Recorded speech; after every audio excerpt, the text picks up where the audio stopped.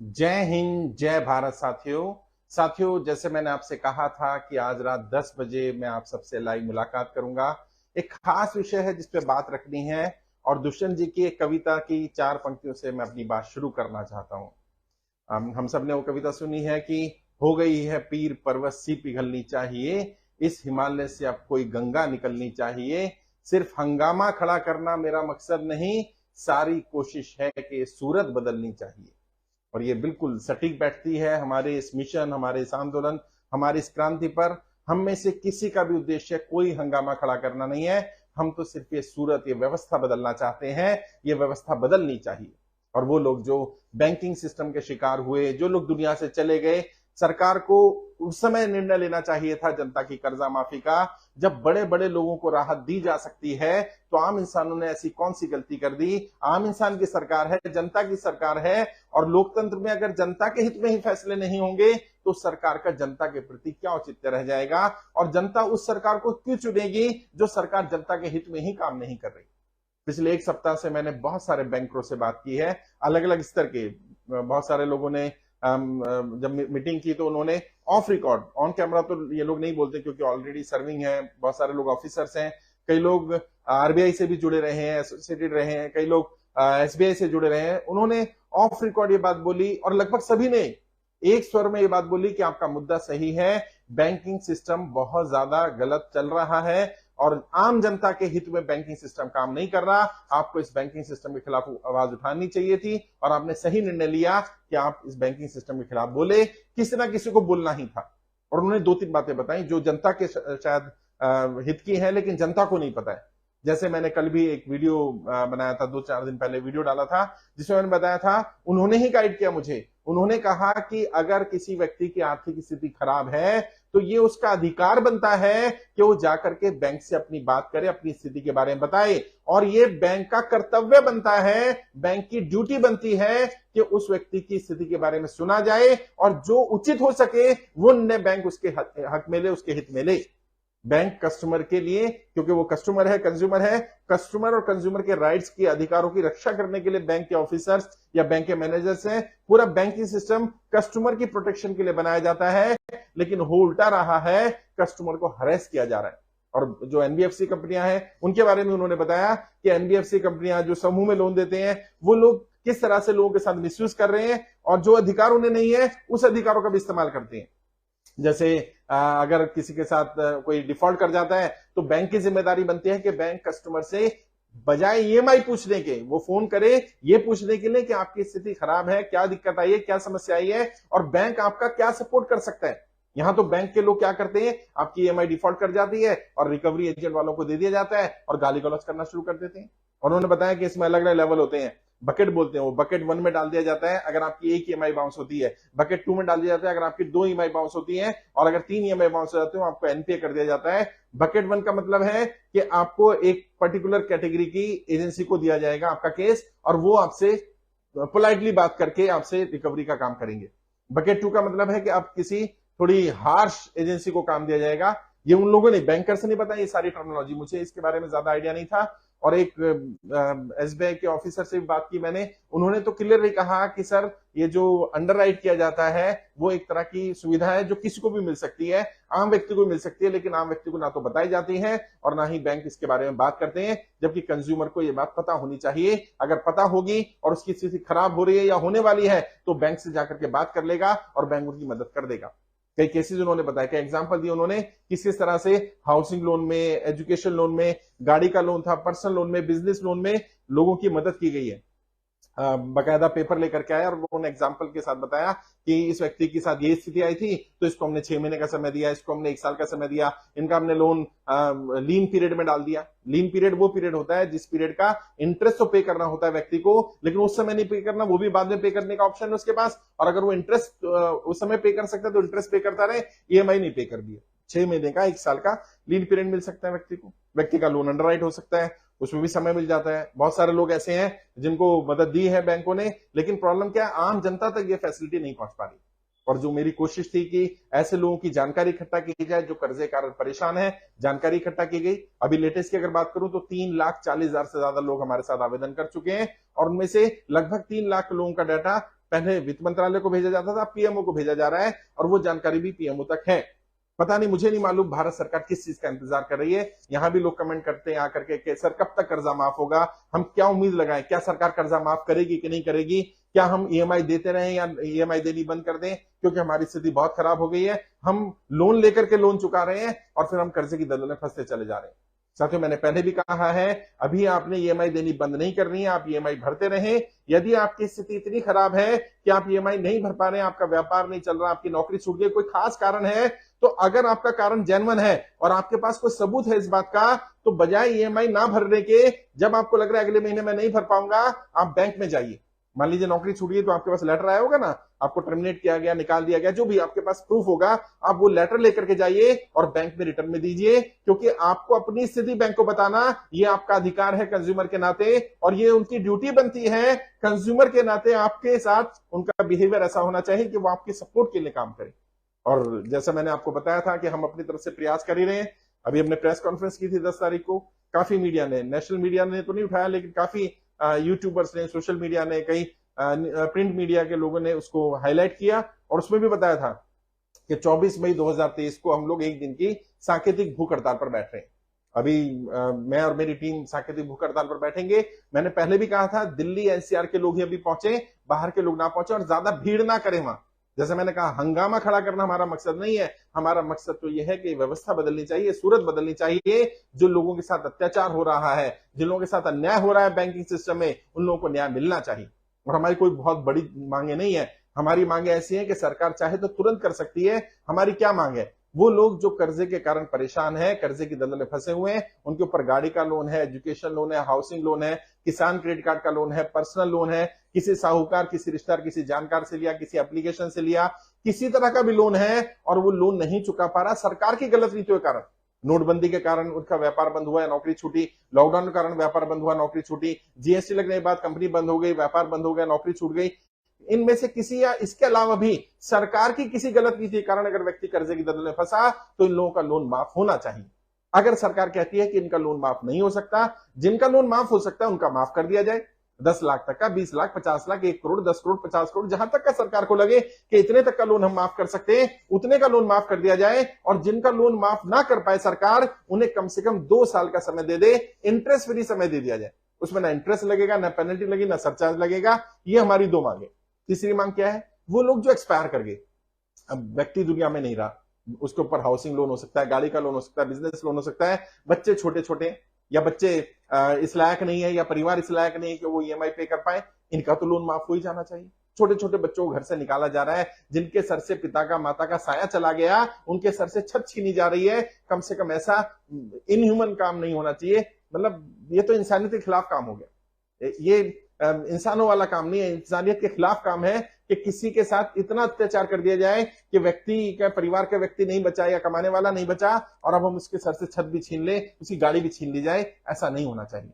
और हमने सरकार से मांग की थी कि सरकार, जो काम हम कर रहे हैं ये हमारे स्तर का काम नहीं है। यहां भी बहुत सारे लोग कमेंट करते हैं, सर आपका फोन उठता नहीं है, आपकी टीम जवाब नहीं देती है। मैं बार बार कह कर थक गया कि ये जो लोग आपके लिए काम कर रहे हैं, 100 से ज्यादा लोग काम कर रहे हैं, लेकिन इनकी भी अपनी कैपेसिटी है, अपनी सीमा है। क्योंकि ये लोग कोई एम्प्लॉय नहीं है, इनमें से कोई भी सैलरीड एम्प्लॉय नहीं है। सब ये सब लोग वॉलंटियर हैं, अपना समय, अपना पैसा लगा करके आपके लिए काम कर रहे हैं, लेकिन पैरेलली अपने घर चलाने के लिए, अपने बच्चों के पालन पोषण के लिए, अपनी ब्रेड एंड बटर के लिए, कुछ अर्निंग करने के लिए कोई काम धंधा भी करते हैं। तो हो सकता है जिस समय आप कॉल कर रहे हो उस समय वो व्यक्ति अपने बिजनेस में, अपने काम में बिजी हो, कॉल अटेंड ना कर पाए, तो कोई बात नहीं, बाद में कर लेगा। आप थोड़ी देर बात कर लेना, कॉल बैक कर लेना, या आप व्हाट्सएप कर दो और व्हाट्सएप के बाद 24 घंटे 48 घंटे का समय लो, वेट कर लो। जो अपॉइंटमेंट के लिए नंबर दिया गया उस पर हमने ऑटो रिप्लाई लगा दिया है कि जहां जहां मैं अवेलेबल रहता हूं वहां करके आप मिल सकते हैं। जैसे 24 तारीख को जंतर मंतर पर जो लोग भी आ रहे हैं, मैं प्रयास करूंगा सबसे 1 to 1 मिला जाए, आपकी समस्याओं को सुना जाए, आपके डाउट क्या है उन डाउट को क्लियर किया जाए, और वहां पर सेशन रखेंगे जिससे कि आपके डाउट क्लियर हो पाए, आपको क्या क्या समस्या आती है और उनके समाधान क्या है, ताकि सबका फायदा हो जाए। जो लोग भी वहां पहुंच रहे हैं उनको समस्याएं और समाधान दोनों पे हम बात करेंगे। अगर आपको कोई नोटिस आया हुआ है, बैंक का नोटिस है, कोर्ट का नोटिस है, वकील का नोटिस है, लोक अदालत का नोटिस है, आप वो लेकर के आइएगा, ताकि हमारी लीगल टीम भी वहां रहेगी, तो हम कोशिश करेंगे आपको लीगल हेल्प भी कर पाए। हम कोई वकील नहीं आपको प्रोवाइड कर सकते, हमारी टीम आपका केस जाकर के नहीं लड़ सकती है, लेकिन कम से कम आप आपके वकील को तो गाइड कर सकते हैं, आपको तो गाइड कर सकते हैं कि आपका वकील कहीं आपको मिसगाइड तो नहीं कर रहा है। क्योंकि कहना नहीं चाहिए लेकिन बहुत सारे केसेस में हमने देखा कि जो प्रॉपर्टी के केसेस हैं खासकर से, उसमें वकील ही बैंकों से मिल जाते हैं। और जब क्योंकि लोन है 2 करोड़ का, प्रॉपर्टी की वैल्यू 10 करोड़ रुपए है, तो बैंक जैसे भी चाहकर वो कहता है ठीक है, वकील को अगर 10-20 लाख रुपए देने भी पड़ जाए तो दे करके कम से कम प्रॉपर्टी अपने नाम कर ली जाए। और फिर वकील बताते नहीं है क्या करना है क्या नहीं करना। जब प्रॉपर्टी की ऑप्शन हो जाती है, जब प्रॉपर्टी चली जाती है, तो वकील कह देते हैं, हाथ खड़े कर देते कि अब मेरे हाथ में नहीं रहा। तो ऐसे भी कई केस आ रहे हैं। तो अगर आपका वकील ठीक काम कर रहा है कि नहीं कर रहा, आपको वकील बदलने की जरूरत तो नहीं है, वो भी मैं हेल्प कर दूंगा, वहां पर गाइड कर दूंगा। 24 तारीख को हम लोग मुलाकात करें। मैंने बार बार कहा है, दिल्ली एनसीआर के लोग ही पहुंचे, वहां ज्यादा भीड़ ना करें, वहां अव्यवस्था ना फैल जाए। हमारी कोशिश ये होनी चाहिए कि प्रशासन में, शासन के जो लोग हैं, उनसे हमारा कोई बैर नहीं है, हमारी किसी से लड़ाई नहीं है। मैंने कहा ना कि हमारी किसी भी व्यक्ति से, किसी नेता, किसी पार्टी, किसी से कोई लड़ाई नहीं है। हमारी तो अपनी एक मांग है जो बिल्कुल जायज मांग है। हम कुछ अपने लिए नहीं मांग रहे, मैं तो अपने लिए बिल्कुल भी नहीं मांग रहा। मेरे ऊपर तो कोई भी कर्जा नहीं है, मेरे और मेरी टीम के लोगों पर कर्जा नहीं है। जो लोग परेशान हैं, हम उनकी आवाज उठा रहे हैं। और अपने लिए तो यार जानवर भी जी ले लेते हैं ना।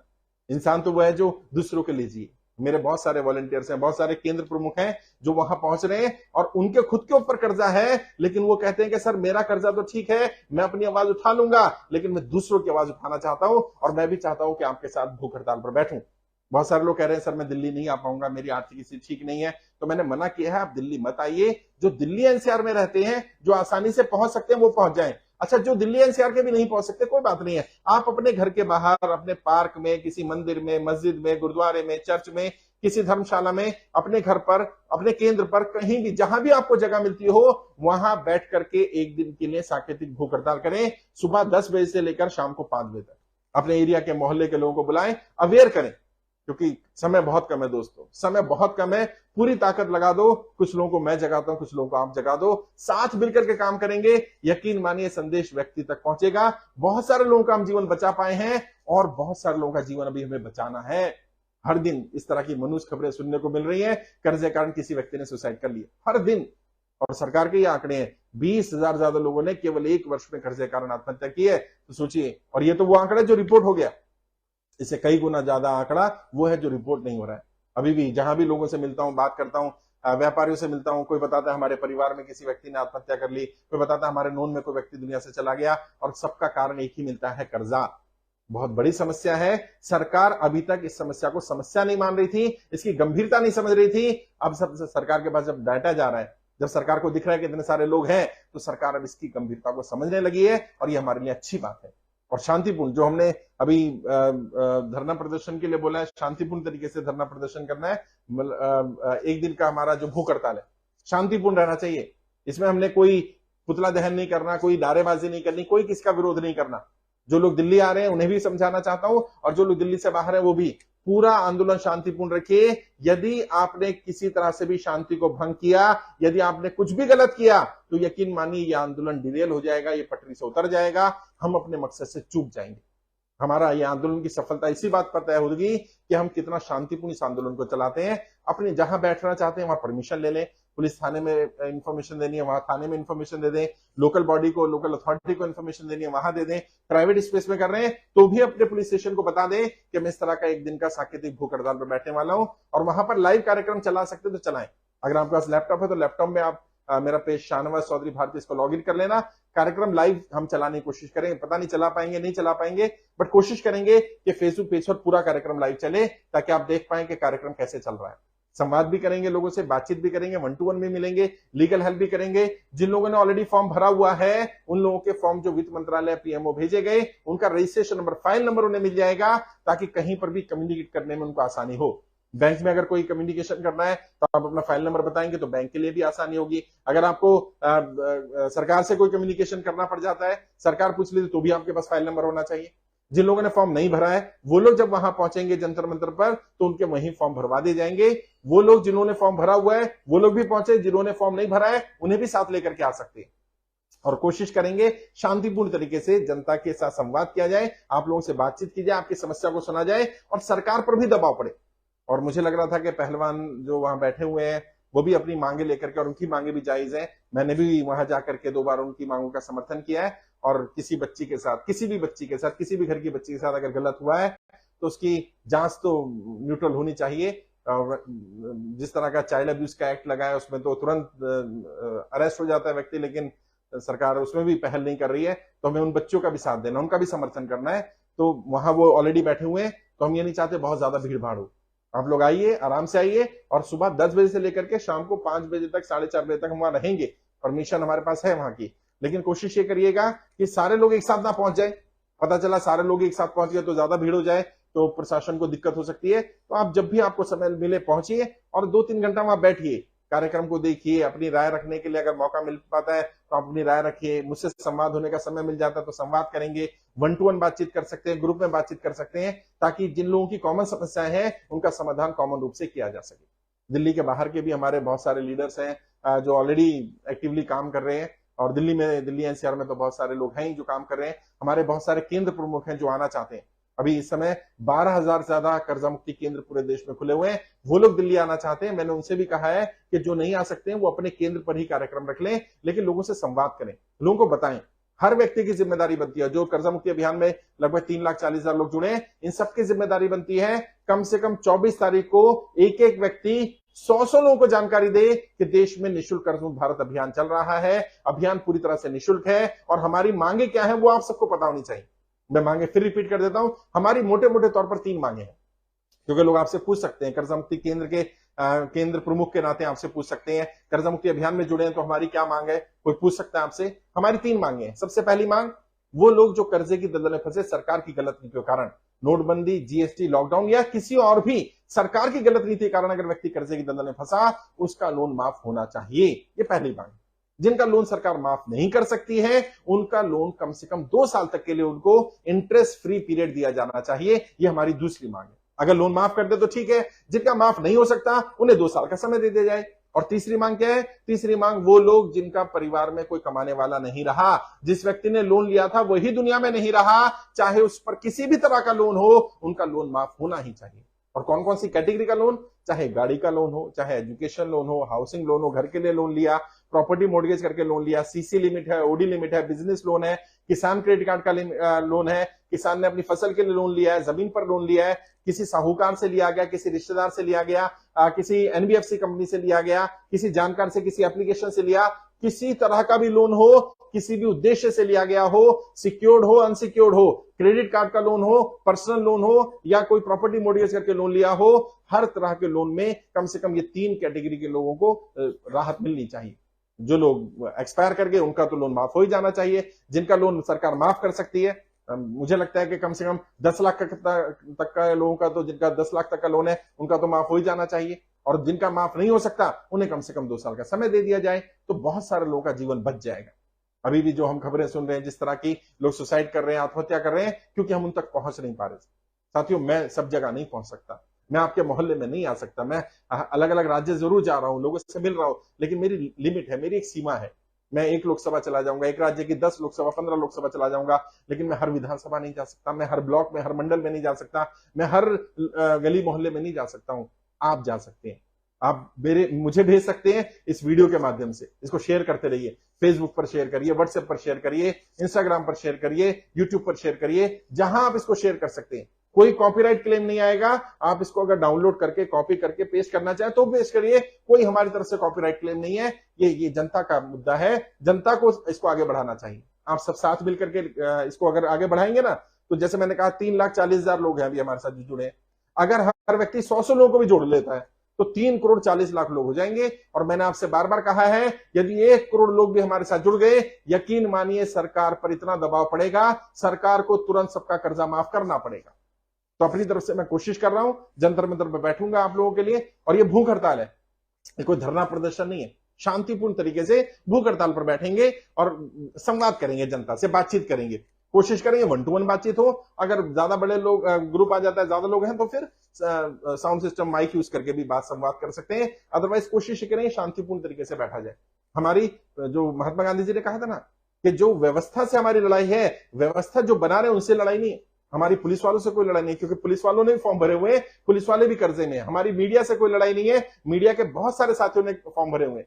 भले ही वो हमें दिखाएं ना दिखाएं, लेकिन उनका दिल जानता है कि हमारा मुद्दा सही है, और वो लोग हमें इनडायरेक्टली साथ भी दे रहे हैं। भले ही उनकी मजबूरी है, वो यहां से रिकॉर्ड भी करके ले जाते हैं, मैं नाम तो नहीं लूंगा, लेकिन नेशनल न्यूज चैनल के कई रिपोर्टर्स हैं जिन लोगों के ऊपर कर्जा है, उन्होंने हमारा फॉर्म भरा, उन्होंने कमिटमेंट किया कि हम दिखाएंगे अपने चैनल पर, लेकिन वो नहीं दिखा पाए। मैं समझता हूं उनकी मजबूरी, क्योंकि चैनल के मालिक नहीं है वो केवल एक रिपोर्टर है, कॉरेस्पोंडेंट है, और वो जब वहां जाकर के अपने एडिटर को दिखाते होंगे, बाकियों को दिखाते होंगे, जब मालिक को पता चलता होगा तो पूरी पूरी संभावना है कि वो मना ही करेगा। लेकिन घबराना नहीं, परेशान नहीं होना। दो तीन चीजें और जिसका ध्यान रखना है हमें, जैसे मैंने कहा, दिल्ली और एनसीआर के लोग ही पहुंचे, बाहर के लोग ना पहुंचे। बाहर के लोग अपने एरिया में ही कार्यक्रम कर लें, शांतिपूर्ण तरीके से, एक दिन की सांकेतिक भूख हड़ताल। दूसरा, हम 24 तारीख को ट्विटर पर इसको ट्रेंड करना चाहते हैं। हैशटैग रहेगा हमारा हैशटैग कर्ज मुक्त भारत। कर्ज मुक्त भारत ही सिर्फ हमें हैशटैग चलाना है, वो हैशटैग मैं ट्विटर पे डाल दूंगा। हमारी कोशिश ये होनी चाहिए कि हम वित्त मंत्री को, प्रधानमंत्री को, उनको टैग करें उसमें और इसको हैशटैग को प्रमोट करें। कोशिश करते हैं कि ये ट्रेंडिंग हो जाए, वायरल हो जाए। 24 तारीख को हम लोग इसको शुरुआत करेंगे कि पूरे दिन कम से कम हमारा ये ट्रेंडिंग में रहना चाहिए। कर्ज मुक्त भारत, हैशटैग कर्ज मुक्त भारत, वो हैशटैग मैं यहाँ टीम को कहूंगा वो शेयर भी कर देगी आपको। फेसबुक पर भी हम ऑलरेडी वो हैशटैग चलाते हैं, इंस्टाग्राम पर भी चलाते हैं, अब ट्विटर पर इसको डालेंगे। मैं अपना ट्विटर का अकाउंट का लिंक भी दे दूंगा यहाँ पर, ताकि आपको पता रहे कि ट्विटर अकाउंट पर ये इसको डाल दिया गया है। इसको रीट्वीट करेंगे, शेयर करेंगे, तो ज्यादा लोगों तक पता चलेगा, लोगों को वायरल होगा ये, और पता चलेगा कि हाँ, कर्ज मुक्त भारत अभियान कुछ चल रहा है। कर्ज मुक्त भारत अभियान क्या है उसकी जानकारी जब ये हैशटैग लगाया जाएगा जहां पर, वह थोड़ी बेसिक जानकारी भी दी जाएगी। अभियान पूरी तरह से निःशुल्क है, किसी से कोई चार्ज नहीं लिया जाएगा। दूसरा, मैं अपने केंद्र प्रमुखों से, हमारी टीम में जुड़े हुए लोगों से, जो मेरे लीडर हैं और लीडर की टीम में जो लीडर जुड़े हुए हैं उनसे, पूरे देश में जितने भी लीडर हैं उनसे भी एक मैसेज देना चाहता हूं, बात करना चाहता हूं कि आप सब लोग कल कम से कम 5 मिनट के लिए फेसबुक पर लाइव आए। फेसबुक पर आ सकते हैं, इंस्टाग्राम पर, यूट्यूब पर, जहां भी आए वहां लाइव आए और 24 तारीख का संदेश दें। कल 22 तारीख है, 22 मई 2023 को सुबह 10 बजे से लेकर के शाम को 8 बजे तक, 9 बजे तक, 10 बजे तक, जब भी आपको टाइम मिलता है, कम से कम 5 मिनट के लिए लाइव आइए और जनता से संवाद करिए। और अपने जो फॉलोअर्स हैं, फ्रेंड्स हैं, फेसबुक पेज पर या आपके प्रोफाइल पर, यूट्यूब पर, इंस्टाग्राम पर, उनसे बोलिए, आह्वान करिए कि देश में निःशुल्क कर्ज मुक्त भारत अभियान चल रहा है और जनता की कर्जा माफी के समर्थन में, जनता की इस मांग के समर्थन में शाहनवाज चौधरी भारती जी और उनकी पूरी टीम जंतर मंतर पर एक दिन के सांकेतिक भूख हड़ताल पर बैठ रहे हैं। आप उनका समर्थन करें। वो लोग पहुंच सकते हैं, अगर आपके नोन लोग पहुंच सकते हैं, दिल्ली एनसीआर में रहते हैं, वो आ जाएं, या आप जहां रहते हैं वहीं के आसपास के लोग आपके पास आ जाएं। कम से कम आप लाइव आइए और अपना संदेश लोगों को दीजिए, बताइए लोगों को। मैंने अपना पर्सनल व्हाट्सएप नंबर दिया है, हर जगह जहां भी व्हाट्सएप नंबर दें वो यही नंबर दें। नंबर है 9891299628। ये मेरा पर्सनल व्हाट्सएप नंबर है, इसे मैं और मेरी टीम मॉनिटर करते हैं। इस नंबर पर जैसे कोई व्यक्ति व्हाट्सएप करता है, तुरंत उसको फॉर्म का लिंक भी मिल जाता है और मैं कहां कब मिलने वाला हूं जनता से उसकी जानकारी मिल जाती है। जैसे अभी आप करिए, इस पर व्हाट्सएप करिए 9891299628 पर, तो आपको पता चलेगा मेरा अगला कार्यक्रम जंतर मंतर पर होने वाला है। उसके बाद अगला कार्यक्रम कहां होने वाला है, आप उस पर व्हाट्सएप करेंगे, आपको जानकारी मिल जाएगी। जब भी उस पर व्हाट्सएप किया जाता है, ऑटो रिप्लाई में अपने आप ही आपके पास मैसेज आ जाता है और उसको हम अपडेट करते रहते हैं।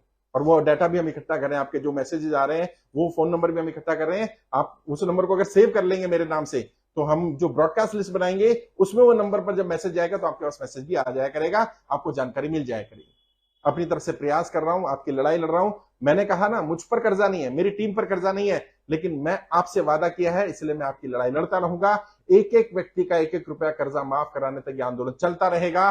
और मेरा विश्वास करिए, सरकार पर दबाव पड़ रहा है। सरकार, मतलब मैं इस तरह के टर्म यूज नहीं करना चाहता, लेकिन सरकार हर चीज पर निगाह रखती है। तो आप सोचिए कि आपका इतना बड़ा आंदोलन चल रहा है, 3 लाख से ज्यादा लोग जुड़ चुके हैं, जिनका डाटा खुद सरकार के पास पहुंच चुका है, वित्त मंत्रालय, पीएमओ पहुंच चुका है, उन्हें जानकारी ना हो, यह संभव ही नहीं है। सरकार को पूरी जानकारी है, सरकार के संज्ञान में भी है। हम शांतिपूर्ण रहेंगे, बस सरकार को हमारी बात सुननी पड़ेगी, क्योंकि हमारी मांग जायज है। और मैं तो अपने लिए कुछ मांग ही नहीं रहा, मेरी तो अपनी व्यक्तिगत कोई मांग नहीं है। और कई लोग कह रहे हैं कि आप अपने समर्थकों के लिए बात कर रहे हैं, आप किसी पर्टिकुलर पार्टी के लोगों के लिए काम कर रहे हैं या बात कर रहे हैं, आप तो बीजेपी के विरोधी हैं। अरे मैं तो वो पहला व्यक्ति हूं जिसने कहा सबसे पहले नरेंद्र मोदी जी भारतीय जनता पार्टी के समर्थकों का कर्जा माफ करें। भाई इसमें क्या दिक्कत है, कहीं से तो शुरुआत कर लो। हमारी किसी पार्टी, किसी नेता से कोई विरोध नहीं है, कोई लड़ाई नहीं है। हाँ, इतना जरूर है, जो नेता पार्टी जनता के इस मुद्दे पर जनता का साथ नहीं देगा, मैं आह्वान करूंगा अपने साथियों से, अपनी टीम के लोगों से, वो भी उस पार्टी, उस नेता का साथ नहीं देंगे। और अभी हमने 540 सांसदों को, क्योंकि 543 सांसद हैं, 3 सांसदों की सीटें खाली हैं, वहां पर अभी चुनाव होना बाकी है, वो सीट नहीं है, सांसद अवेलेबल नहीं है वहां पर। 540 सांसदों को व्हाट्सएप के माध्यम से संपर्क कर लिया गया है, मेल कर दिया गया लेटर, बाय पोस्ट लेटर भेजा गया है, बाय हैंड लेटर भेजा गया है, और उनमें से कईयों के जवाब भी आए। अभी 4-5 सांसदों के जवाब आए और हम सबके लिए खुशखबरी की बात यह है, जितने भी जवाब आए हैं सभी सांसदों ने जनता की कर्जा मुक्ति के अभियान का पूरी तरह समर्थन किया है। अभी बस मैं इंतजार कर रहा हूं कि बाकी सांसदों के भी जवाब आ जाए, फिर मैं आपको बताऊंगा कि आपके क्षेत्र का सांसद क्या कह रहा है इस मुद्दे पर, क्या वो आपके साथ है कि नहीं है। और जो सांसद हमारे साथ हैं उन सांसदों से अपील करेंगे कि वो सदन में इस मुद्दे को उठाएं ताकि जनता का मुद्दा सदन में जाए।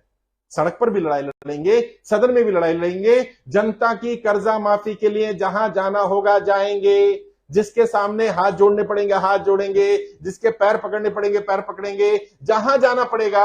और सबसे बड़ी अदालत तो जनता की अदालत है, अगर कहीं से फैसला नहीं आएगा तो जनता के बीच जाएंगे, जनता से अपील करेंगे कि जनता की कर्जा मुक्ति के अभियान में जनता साथ आए, जनता जनता का समर्थन करे और जनता ही जनता का प्रतिनिधित्व करे। और जब जनता जनता का समर्थन करेगी, जब जनता जनता का प्रतिनिधित्व करेगी और जब जनप्रतिनिधि वहां पहुंचेंगे, वो जनप्रतिनिधि जो जनता ने चुनकर भेजे होंगे, यकीनन वो जनता के हित में काम भी करेंगे। बस मेरी यही कोशिश थी, मैं यही कर सकता था और मैं अंतिम सांस तक काम करता रहूंगा। बड़ी बात नहीं कहता दोस्तों, लेकिन मैं आपको विश्वास दिला रहा हूं, एक एक व्यक्ति का 1-1 रुपए का कर्जा माफ कराऊंगा। आप भरोसा रखिए, बस ऐसे साथ देते रहिए, सपोर्ट करते रहिए। मुझे मालूम है दिक्कत है, मुझे मालूम है परेशानी है, मैं आपकी परेशानी समझता हूं। जो कमेंट्स आते हैं, लोग कहते हैं आप फोन नहीं उठा रहे हैं, आपकी टीम बात नहीं कर रही है, कब तक हल होने वाला है, सरकार माफ करेगी कि नहीं करेगी, मैं तो बिल्कुल मरने की कगार पर खड़ा हूं। बस थोड़ा और समय दे दो मुझे, मैं विश्वास दिलाता हूं आपको, सरकार इस बात पर संज्ञान लेगी। या तो सरकार संज्ञान लेकर के जनता कर्जा माफ कर देगी, वरना जनता सरकार को माफ करने वाली नहीं है, क्योंकि जनता भी मन बना चुकी है। तो हम अपनी तरफ से नहीं चाहते हैं कि हमारी किसी नेता या किसी पार्टी के विरोध में हमें खड़ा होना पड़े। हम तो एक एक सांसद के समर्थन या विरोध में आएंगे। अगर वो सांसद जनता के साथ खड़ा होगा, हम उस सांसद के साथ खड़े होंगे, और जो सांसद जनता के साथ नहीं खड़ा, जनता को सांसद के साथ नहीं खड़ा होना चाहिए। चाहे वो कोई भी पार्टी का हो, किसी भी विचारधारा हो, किसी भी आइडियोलॉजी का हो, किसी भी बड़े नेता का नाम उसके साथ जुड़ा हो, अगर वो जनता के साथ नहीं है तो उसे जनप्रतिनिधि कहलाने का, जनप्रतिनिधि बनने का, जनता के वोट लेने का बिल्कुल भी अधिकार नहीं है। आपने ऐसे व्यक्ति पर अपना वोट बेकार नहीं करना, ऐसे व्यक्ति पर अपना वोट खर्च नहीं करना। और मैं जानता हूं, मैं पॉलिटिकल ट्रेनर हूं ना, मैं जानता हूं इन नेताओं की नब्ज क्या है, मैं जानता हूं ये कब दबने वाले हैं। जब संख्या बल इन्हें ज्यादा दिखेगा ना, अभी ये 3 लाख संख्या है, ये मैं आपको बता रहा हूं, आप इसको 30 लाख करिए, दबाव देखिएगा अपने आप 10 गुना हो जाएगा। आप इसको 1 करोड़ करिए, सरकार के ऊपर अपने आप इतना दबाव पड़ेगा कि सरकार को आपकी बात सुननी पड़ेगी।